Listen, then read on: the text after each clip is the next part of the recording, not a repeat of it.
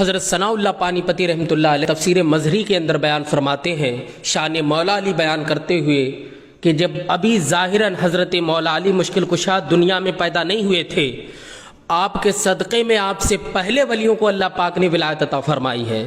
یہ شان اور پاور ہے حضرت علی رضی اللہ تعالیٰ عنہ کا کہ آپ ظاہراً بھی دنیا میں تشریف نہیں لائیں، چونکہ ہر نبی کی امت میں اللہ پاک نے ولی پیدا فرمائے ہیں۔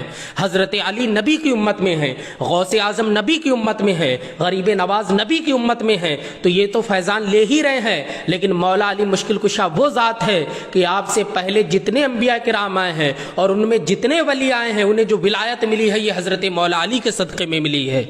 آپ فرماتے ہیں کہ ظاہراً حضرت مولا علی کی ولادت نہیں ہوئی ہے، آپ کے والد جناب ابو طالب سفر کے لیے جاتے ہیں ملک شام کو، اور آپ جب سفر میں جاتے ہیں، جب آپ نے وہاں تجارت کا کاروبار شروع کیا اور آپ نے بہت سارا نفع بھی کمایا، لیکن اسی وقت آپ کے درمیان یہ خبر مشہور ہوئی کہ ایک ایسا راہب ہے گرجا گھر میں بیٹھتا ہے جس کی عمر 300 سال ہے اور آسمانی کتابوں کا وہ علم رکھتا ہے۔ تو جناب ابو طالب کو اس سے ملنے کی خواہش ہوئی۔ آپ نے کہا میں اس سے ملنا چاہتا ہوں۔ لوگوں نے کہا آپ وہاں چلے جائیں، آپ سے ان کی ملاقات ہو جائے گی۔ جب آپ وہاں پہنچے تو کیا دیکھتے ہیں کہ ایک اتنا ضعیف آدمی ہے کہ عمر کی تقاضی کی وجہ سے اس کی آنکھوں کے اوپر جو کھال ہوتی ہے وہ آنکھوں پر آ گئی، تو وہ کھال کو ہٹاتا پھر دیکھتا کہ سامنے کون ہے۔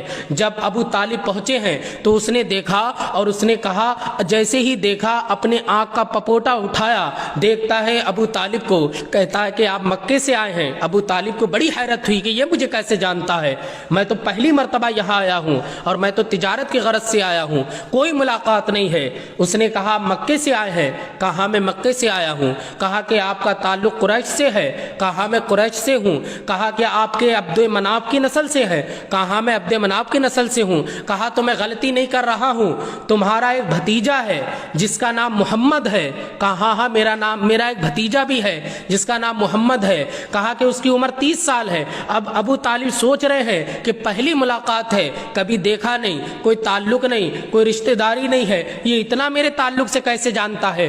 آپ نے پوچھا تو کیسے جانتا ہے؟ اس نے کہا میں 300 سال کی عمر رکھتا ہوں اور میں نے آسمانی کتابوں میں پڑھا ہے کہ ایسا شخص آئے گا کہ جس کے بھائی کی عمر 30 سال ہوگی اور اس کا نام محمد ہوگا۔ جب وہ شخص آئے گا تو اللہ پاک اس محمد کے چچا کے گھر میں ایک بچہ پیدا کرے گا جس کا نام علی ہوگا، علی ہوگا جس کا نام۔ آپ غور تو کریں، ابھی جناب علی رضی اللہ تعالیٰ عنہ پیدا نہیں ہوئے ہیں لیکن راہب خبریں دے رہا ہے۔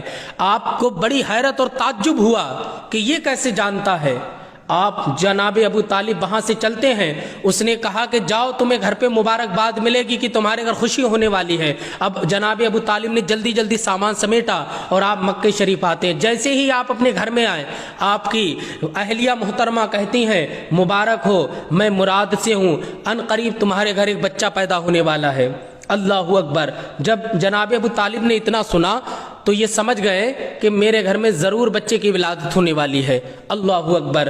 اب کیا ہوتا ہے، تو اس سے جناب ابو طالب نے کہا تھا میں راہب تیری بات کو کیسے یقین کر لوں کہ تو صحیح کہہ رہا ہے؟ تو اس نے کہا بتاؤ میں تمہیں کیا چیز دکھاؤں؟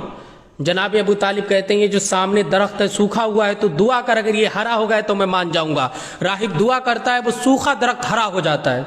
اللہ اکبر۔ جب وہ ہرا ہو گیا تو ابو طالب سمجھ گئے یہ صحیح کہہ رہا ہے اور گھر سے بھی خبر مل گئی ہے۔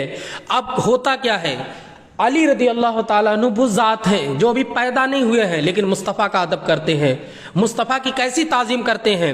ایسا ہوتا ہے سرکار ابو طالب کے بھتیجے ہیں اور آپ کی اہلیہ سرکار کی چچانی ہیں، لیکن تب بھی آپ جب بھی ان کے گھر جاتے، ابھی اعلان نبوت نہیں کیا ہے، ابھی آپ نے تبلیغ نہیں اسلام کی پھیلائی ہے، اور وہ لوگ بڑے بھی ہیں، لیکن جب بھی سرکار جاتے ان کے گھر تو وہ ان سرکار کے لیے کھڑی ہو جاتی۔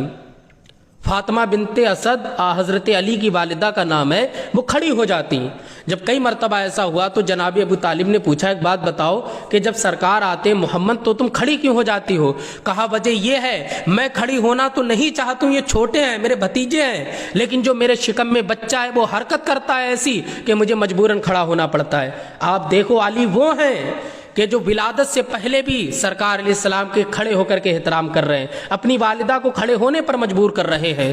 تو شان علی دیکھنا ہے، اور آپ کی ولادت ہی خانہ کعبہ میں ہوئی۔ औरों की विलादत जो होती है वो किसी की कहीं होती, किसी की कहीं, मगर अली मुश्किल कुशा मुस्तफ़ा जाने रहमत का जानिसार ऐसे हैं कि आपकी विलादत ही खाने काबा में होती है। आप ज़रा गौर करें कि खाने काबा में आपकी विलादत हुई, चूँकि आपकी विलादत के टाइम आपकी वालिदा खाने काबा का चक्कर लगा रही थी। जब दरस शुरू हुआ तो आप वहीं काबे में गईं और आपकी वहीं विलादत हो गई। तो ये मुस्तफ़ा जाने रहमत के अजीम सहाबी हैं, हज़रत फ़ातिमतुज़ ज़हरा के शौहर हज़रत हसनैन के वालिद और मुस्तफ़ा जाने रहमत के बिस्तर पे हिजरत की रात सोने वाले वो हज़रत मुश्किल कुशा हैं। तो अल्लाह पाक ने बहुत अज़मतें और बड़ी ताकत हज़रत अली मुश्किल कुशा को अता फरमाई। अल्लाह रब्बुल इज़्ज़त हमें